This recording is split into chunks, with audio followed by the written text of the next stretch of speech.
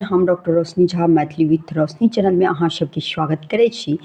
तऽ स्टेट 2025 परीक्षा के तहत हम जे छै से साहित्य अकादमी पुरस्कार जे विजेताके भेटल छनि तिनकर नाम और हुनकर पोथी के नाम कोन ईस्वी में भेटल छनि से कोन विधा छै से ई हम अगिला 3 दिन से हम यह श्रृंखला लऽ कऽ अबै छी और अहाँ सबके बीच आने राखै छी।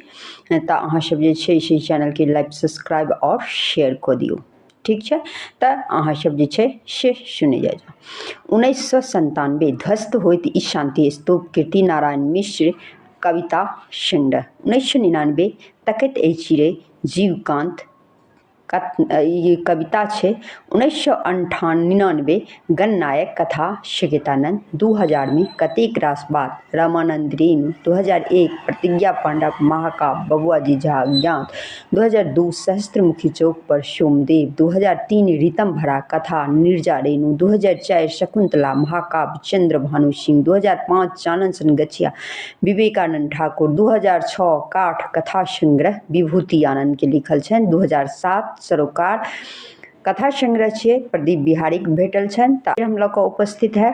तऽ ठीक छै, अहाँ सब तैयारी में जोर दियौ।